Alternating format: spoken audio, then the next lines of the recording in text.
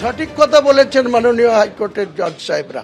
কারণ রাজ্যে যদি কোথাও কোনো প্রোগ্রামে, কোনো অনুষ্ঠানে, কোনো উৎসবে, কোনো পুজোতে, কোনো ঈদে আইন শৃঙ্খলা দেখার দায়িত্ব রাজ্যের মুখ্যমন্ত্রী, পুলিশ মন্ত্রী, জেলার এসপি, বিভিন্ন থানার ওসি, আইসি, বেলডাঙ্গা থানার আইসি আছে, এসপি সাহেব আছে, বহরমপুর পুলিশ পিডির, রেজিনগর থানা আছে, এত সারা পুলিশ আছে। এখানে ল অ্যান্ড অর্ডার ব্রেক হবে কেন? আমরা নিজে ল অ্যান্ড অর্ডার ব্রেক হতে দেব না, কারো প্রতি কোনো টাচ করতে দেব না। আমরা নিজে আমার 2000 ভলেন্টিয়ার থাকবে, পাশাপাশি পুলিশ প্রশাসন থাকবে। চরম আশঙ্কা করছি কালকে বহরমপুর থেকে পলাশী এই দীর্ঘ 40 কিলোমিটার এনএইচ একদম জাম হয়ে যাবে মানুষের। নিশ্চয় কনস্টিটিউশনের জয়, আমি যে সঠিক রাস্তা আছি তার জয়। আর বাবরি মসজিদ নিয়ে যে মামলা, সেখানে হাইকোর্ট কোনো হস্তক্ষেপ করেনি। আর হাইকোর্টের রায়ের পর হুমায়ুন কবির তিনি বলছেন কাল 12টায় অনুষ্ঠান শুরু, কাল কারো বিরুদ্ধে কুৎসা হবে না, রাজনৈতিক দলের বিরোধিতা হবে না। ওসি রেজিনগর, আইসি বেলডাঙ্গাতে তিনি মেল করেছেন এবং সেখানে তিনি সাহায্যও চেয়েছেন। আমার 2000 জন ভলান্টিয়ার থাকবে, 2টি থানাতে মেল করেছে, প্রতিক্রিয়া হুমায়ুন কবিরের।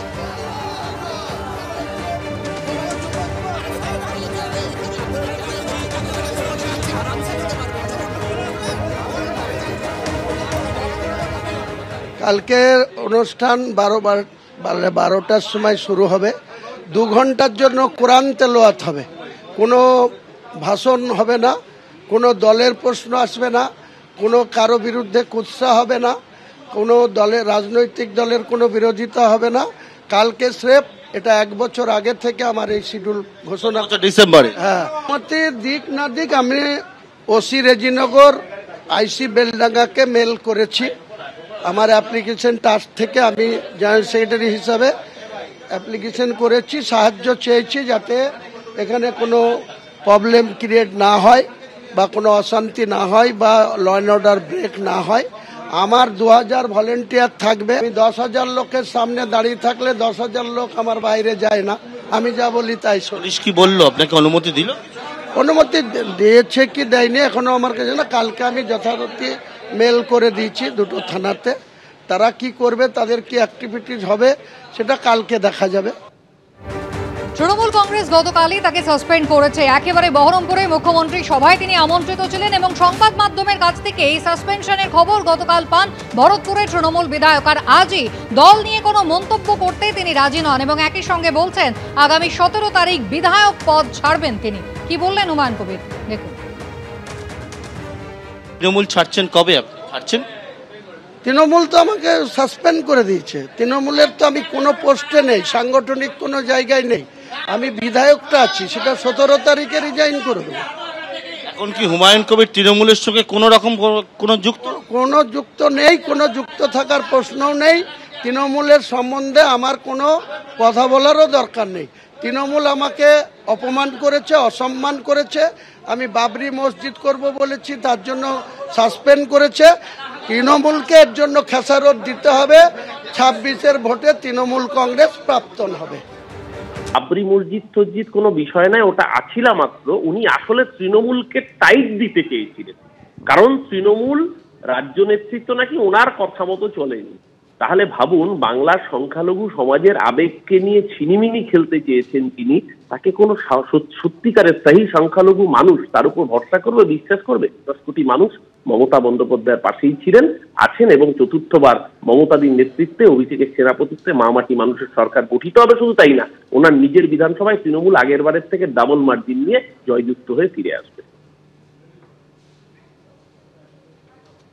তৃণমূলের রাজ্য নেতৃত্ব আমায় তৃণমূল বিধায়ক হিসেবে কোনো গুরুত্ব দেয়নি। তৃণমূলের ব্লক সভাপতিকে দিয়ে আমার লোকেদের বিরুদ্ধে মিথ্যে মামলা দিয়েছে। আগের দিন সন্ধ্যায় আমায় সাসপেন্ড করার চিত্রনাট্য তৈরি হয়েছিল। তৃণমূলকে ভাঙাই আমার টার্গেট। ঘণ্টাখানেক সঙ্গে সমান অনুষ্ঠানে মন্তব্য হুমায়ুন কবিরের। আপনি আজ বলেছেন যে আপনার নতুন দলের নাম ঠিক হয়ে গেছে, লোগো ঠিক হয়ে গেছে, দল পরিচালনার জন্য হুমায়ুন 31 জনের কমিটি অবধি আপনার ঠিক করা আছে। আজ সাসপেন্ড হওয়ার আগে আপনি এত কিছু ঠিক করে ফেলেছেন, মানে আপনি নিজেই সাসপেন্ড হতে চাইছিলেন আমি যদি বলি।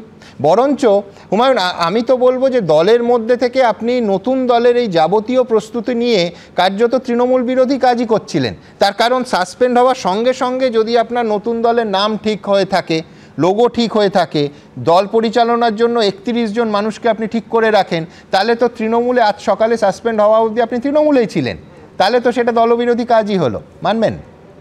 হ্যাঁ, তো তৃণমূলের রাজ্য নেতৃত্বরা আমাকে তৃণমূলের বিধায়ক হিসাবে যদি কোনো গুরুত্ব না দেয়, আমার তৃণমূলের ব্লক সভাপতিকে দিয়ে আমার বিরুদ্ধে কুশপুত্তলিকা পোড়ায়, তৃণমূলের একজন ব্লক সভাপতিকে দিয়ে পুলিশের মদতে, ভরতপুর থানার মদতে, কাঁদির আইসি মৃণাল সিনহার মদতে যদি পদে পদে আমার লোকদের বিরুদ্ধে মিথ্যা মামলা দেয়, তাহলে আমি তো নিশ্চয়ই ওনার, যেমন আমাকে আজকে সাসপেন্ড করেছে 11টা কি 11:30, কিন্তু তার আগে কাল সন্ধ্যায় চিত্রনাট্য নেতৃত্ব দিয়েছেন মুখ্যমন্ত্রী। সার্কিট হাউসে বসে আকরুজ্জামানকে পাঠানো হয়েছে ফয়াদ হাকিমের কাছে এবং নিয়ামত শেখকে বলা হয়েছে যে তোমাকে সকালে মিটিংয়ে।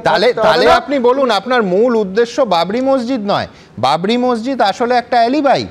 আপনি ভোটের আগে অ্যাকচুয়ালি তৃণমূলকে ধাক্কা দিতে চেয়েছিলেন, তৃণমূলকে ভাঙতে চেয়েছিলেন। এটাই আমার টার্গেট, যে তৃণমূল এত অহংকার করছে, মানুষের ভোট নিয়ে তাদের সঙ্গে প্রতারণা করছে, মিথ্যাচার করছে, তুলাবাজদের বেশি গুরুত্ব দিচ্ছে, যারা অর্থ তুলে দিতে পারছে তাদেরকে নেতা বানাচ্ছে। এবিপি আনন্দ, এগিয়ে থাকে, এগিয়ে রাখে।